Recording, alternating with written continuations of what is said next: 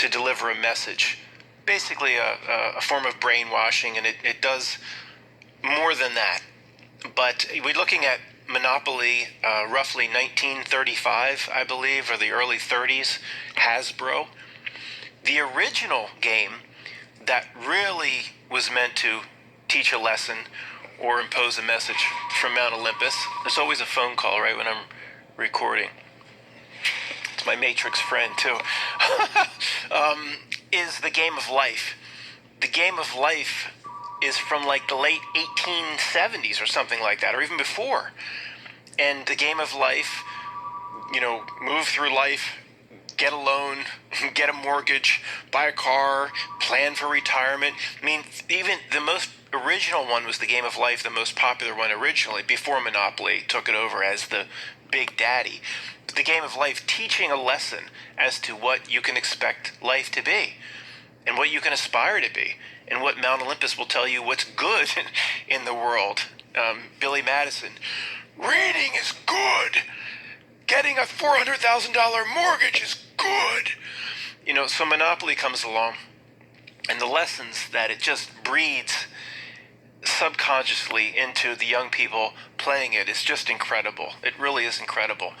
So for anybody confused or anybody new, I don't care what the backstory is on this game. You could find out that, it actually was like the Landlord game from the early 1900s, and then this became popular, and there's a backstory, and this person created. I don't care about any of that. To me, that's all fake. To me, this is social engineering, hardcore social engineering that came down from Mount Olympus. I don't care what the research says. I don't buy it. Like Ben Affleck in Good Will Hunting. I'm suspect. Don't buy the backstory on any of this crap. So, if you're under age 40, you played it a couple times. If you're under 35 or 30, you really didn't play this game much, but you know about it. Everybody knows about it. You maybe seen it played once. If you're over 40, you played it a lot, most likely. And as you get older and older, you played it a whole lot.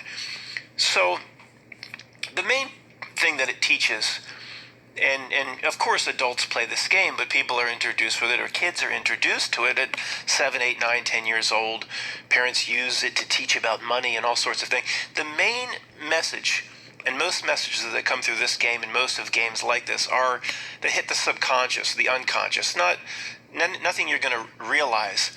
Like the Game of War, for example, that stupid card Game of War. It's like a truth drop. You just throw your cards against the other person's cards. I don't know if anybody's ever won. You just throw your cards.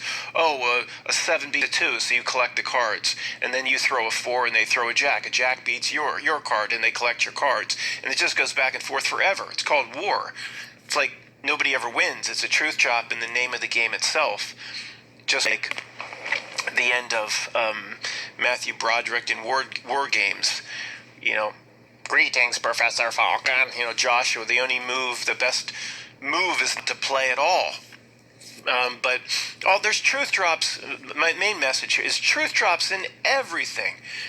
There's truth drops in, the ancient sayings like "Be careful what you wish for." There's truth drops in old, songs that just carry themselves forth through generation after generation, like "Row, row, row your boat," merrily down the stream, life is but a dream, or whatever. Row, row, row your boat, merrily, merrily, merrily, merrily, life is but a dream. It's a truth drop.